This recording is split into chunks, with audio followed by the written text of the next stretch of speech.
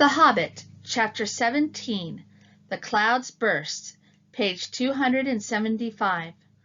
Next day the trumpets rang early in the camp. Soon a single runner was seen hurrying along the narrow path. At a distance he stood and hailed them, asking whether Thorin would now listen to another embassy, since new tidings had come to hand and matters were changed. "That'll be Dane," said Thorin when he heard. "They will have got wind of his coming. I thought that would alter their mood. Bid them come few in number and weaponless, and I will hear," he called to the messenger. About midday the banners of the forest and the lake were seen to be borne forth again. A company of 20 was approaching. At the beginning of the narrow way they laid aside sword and spear and came on towards the gate. Wondering, the dwarfs saw that among them were both Bard and the elven king, before whom an old man wrapped in cloak and hood bore a strong casket of iron-bound wood. "Hail, Thorin!" said Bard. "Are you still of the same mind?" "My mind does not change with the rising and setting of a few suns," answered Thorin. "Did you come to ask me idle questions? Still, the elf host has not departed as I bade. Till then you come in vain to bargain with me." Pages 276 to 277. "Is there then nothing for which you would yield any of your gold? Nothing that you or your friends have to offer?" "What of the Arkenstone of Thrain?" said he, and at the same moment the old man opened the casket and held aloft the jewel. The light leapt from his hand, bright and white in the morning. Then Thorin was stricken dumb with amazement and confusion. No one spoke for a long while. Thorin at length broke the silence, and his voice was thick with wrath. "That stone was my father's and is mine," he said. "Why should I purchase my own?" But wonder overcame him, and he added, "But how came you by the heirloom of my house, if there is need to ask such a question of thieves?" "We are not thieves," Bard answered. "Your own we will give back in return for our own." "How came you by it?" shouted Thorin in gathering rage. "I gave it to them," squeaked Bilbo, who was peering over the wall by now in a dreadful fright. You!" cried Thorin, turning upon him and grasping him with both hands. "You miserable hobbit! You undersized burglar!" he shouted at a loss for words, and he shook poor Bilbo like a rabbit. "By the beard of Thorin, I wish I had Gandalf here.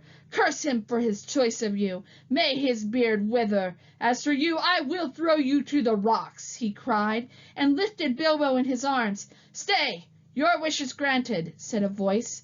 The old man with the casket threw aside his hood and cloak. "Here is Gandalf, and none too soon, it seems. If you don't like my burglar, please don't damage him. Put him down and listen first to what he has to say." "You all seem in league," said Thorin, dropping Bilbo on the top of the wall. "Never again will I have any dealings with any wizard or his friends. What have you to say, you descendant of rats?" Dear me, said Bilbo. "I am sure this is all very uncomfortable. You may remember saying that I might choose my own 14th share. Perhaps I took it too literally. I have been told that dwarves are sometimes politer in word than in deed. The time was, all the same, when you seemed to think that I had been of some service. Descendant of rats, indeed. Is this all the service of you and your family that I was promised, Thorin? Take it that I have disposed of my share as I wished, and let it go at that." "I will," said Thorin grimly, "and I will let you go at that, and may we never meet again." Then he turned and spoke over the wall. "I am betrayed," he said. "It was rightly guessed that I could not forbear to redeem the Arkenstone, the treasure of my house. For it I will give 1/14th share of the hoard in silver and gold, setting aside the gems. But that shall be accounted the promised share of this traitor. And with that reward he shall depart, and you can divide it as you will. He will get little enough, I doubt not. Take him, if you wish him to live, and no friendship of mine goes with him. Get down now to your friends," he said to Bilbo, "or I will throw you down." "What about the gold and silver?" asked Bilbo.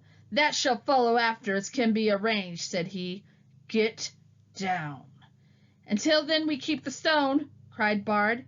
"You are not making a very splendid figure as king under the mountain," said Gandalf, "but things may change yet.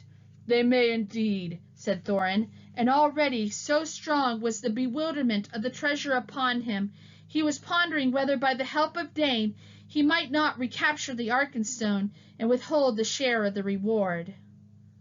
Pages 278 to 279.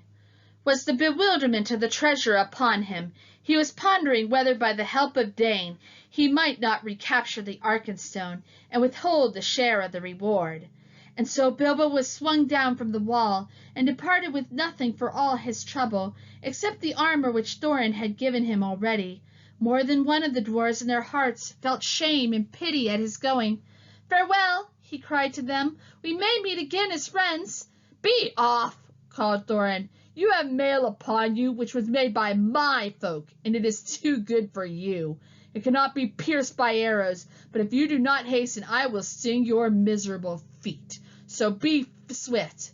"Not so hasty," said Bard. "We will give you until tomorrow. At noon we will return, and see if you have brought from the hoard the portion that is to be set against the stone. If that is done without deceit, then we will depart, and the elf host will go back to the forest. In the meanwhile, farewell." With that they went back to the camp, but Thorin sent messengers by Roke, telling Dane of what had passed, and bidding him come with wary speed. That day passed in the night. The next day the wind shifted west, and the air was dark and gloomy. The morning was still early when a cry was heard in the camp. Runners came in to report that a host of dwarves had appeared round the eastern spur of the mountain, and was now hastening to Dale. Dane had come. He had hurried on through the night, and so had come upon them sooner than they had expected.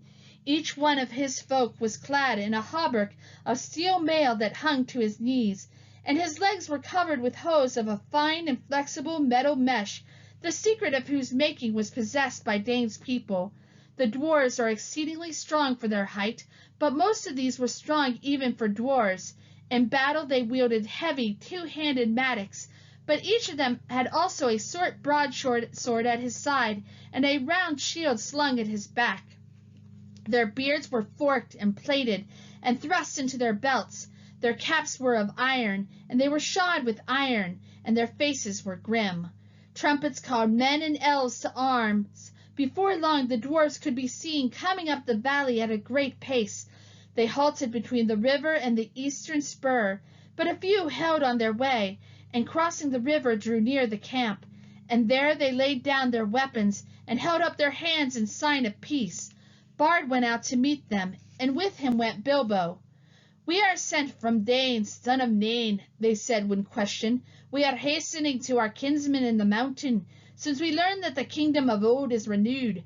But who are you that sit in the plain as foes before defended walls?" This, of course, in the polite and rather old-fashioned language of such occasions, meant simply, "You have no business here. We are going on, so make way or we shall fight you." They meant to push on between the mountain and the loop of the river, for the narrow land there did not seem to be strongly guarded. Bard, of course, refused to allow the dwarfs to go straight on to the mountain.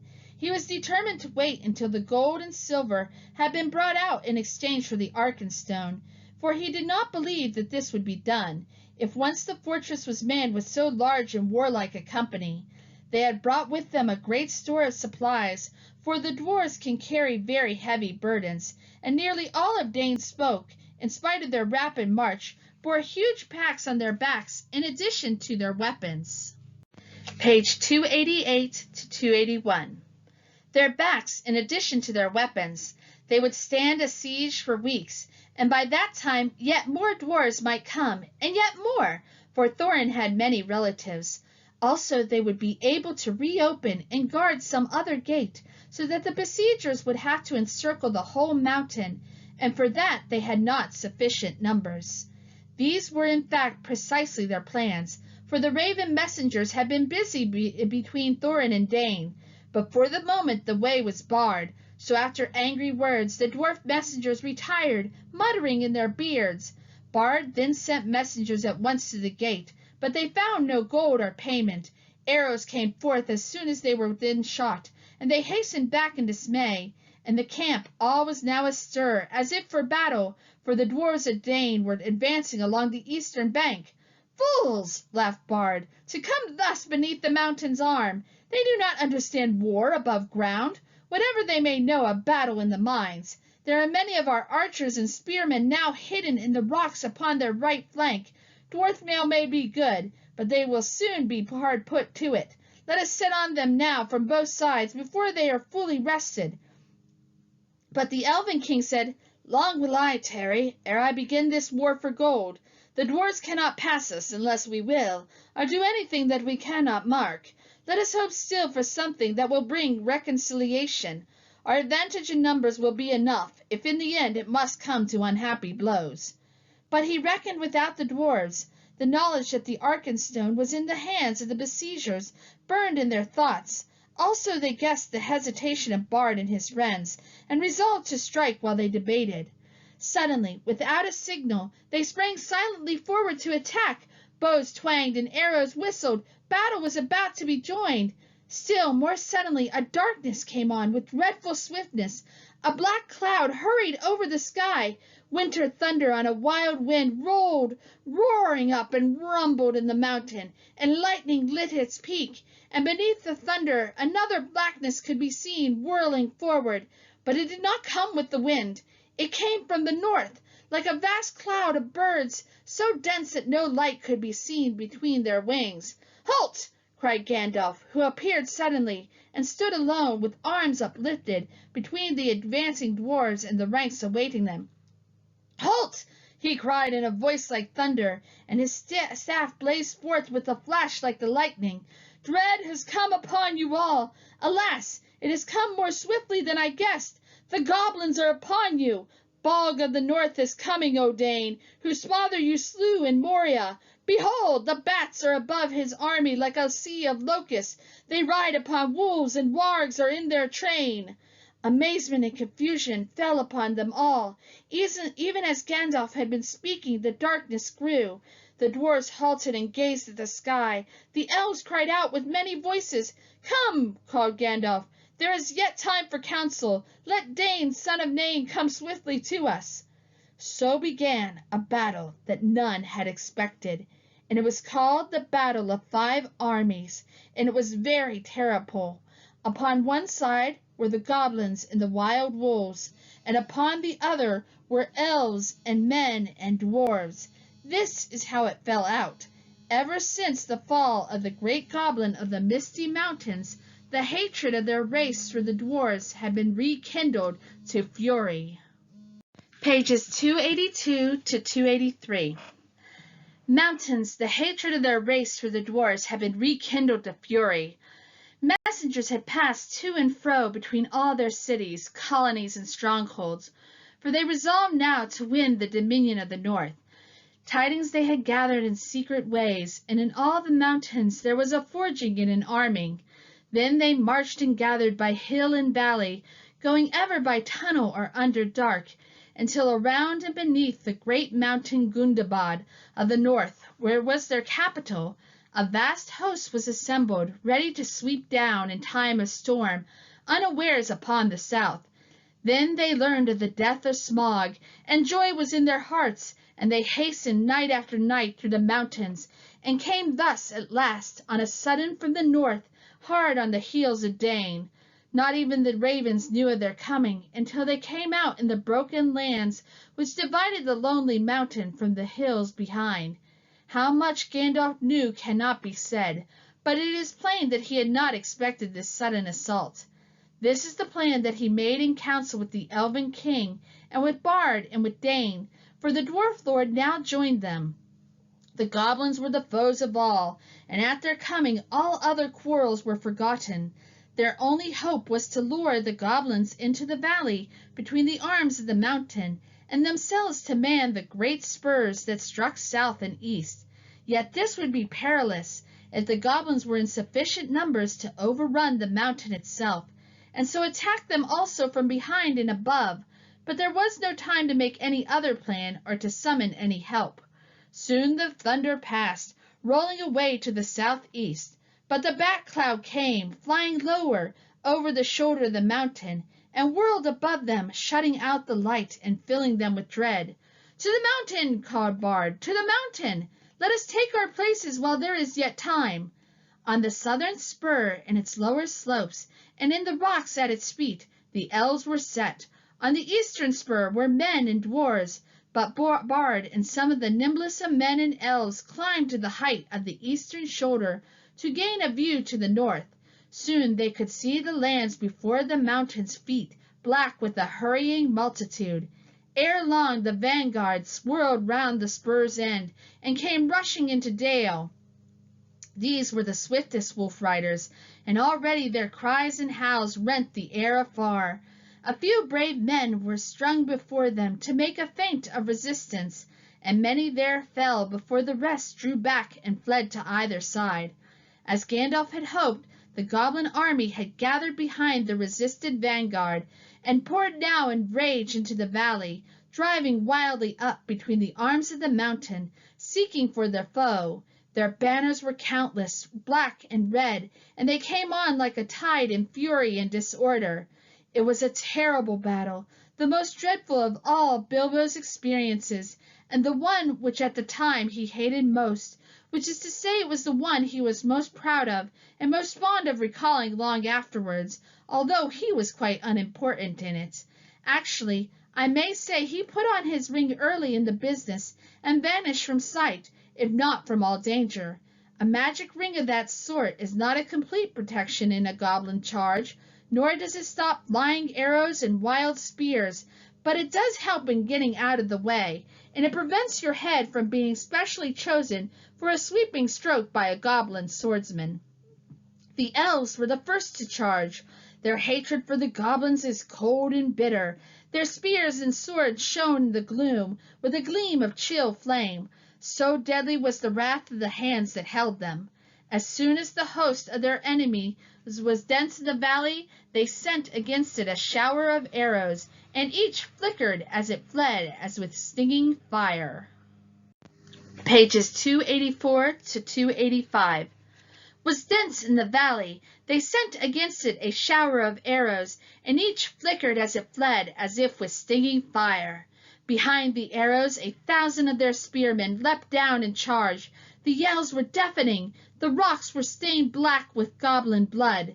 Just as the goblins were recovering from the onslaught and the elf charge was halted, there rose from across the valley a deep-throated roar with cries of "Moria!" and "Dane! Dane!" The dwarves of the Iron Hills plunged in, wielding their mattocks upon the other side, and beside them came the men of the lake with long swords. Panic came upon the goblins, and even as they turned to meet this new attack, the elves charged again with renewed numbers. Already many of the goblins were flying back down the river to escape from the trap, and many of their own wolves were turning upon them and rending the dead and the wounded. Victory seemed at hand when a cry rang out on the heights above. Goblins had scaled the mountain from the other side, and already many were on the slopes above the gate, and others were streaming down recklessly, heedless of those that fell screaming from cliff and precipice, to attack the spurs from above. Each of these could be reached by paths that ran down from the main mass of the mountain in the center, and the defenders had too few to bar the way for long. Victory now vanished from hope. They had only stemmed the first onslaught of the black tide. Day drew on. The goblins gathered again in the valley. There a host of wargs came ravening, and with them came the bodyguard of Bolg, goblins of huge size, with scimitars of steel. Soon actual darkness was coming into a stormy sky, while still the great bats swirled about the heads and ears of elves and men, or fastened vampire-like on the stricken. Now Bard was fighting to defend the eastern spur, and yet giving slowly back. And the elf lords were at bay about their king upon the southern arm, near to the watchpost on Raven Hill. Suddenly there was a great shout, and from the gate came a trumpet call. They had forgotten Thorin. Part of the wall, moved by levers, fell outward with a crash into the pool. Out leapt the king under the mountain, and his companions followed him. Hood and cloak were gone. They were in shining armor, and red light leapt from their eyes. In the gloom, the great dwarf gleamed like gold in a dying fire. Rocks were hurled down from on high by the goblins above, but they held on, leapt down to the fall's foot, and rushed forward to battle. Wolf and rider fell or fled before them. Thorin wielded his axe with mighty strokes, and nothing seemed to harm him. To me, elves and men, to me, oh my kinsfolk, he cried, and his voice shook like a horn in the valley. Down, heedless of order, rushed all the dwarves of Dane to his help. Down, too, came many of the lakemen, for Bard could not restrain them.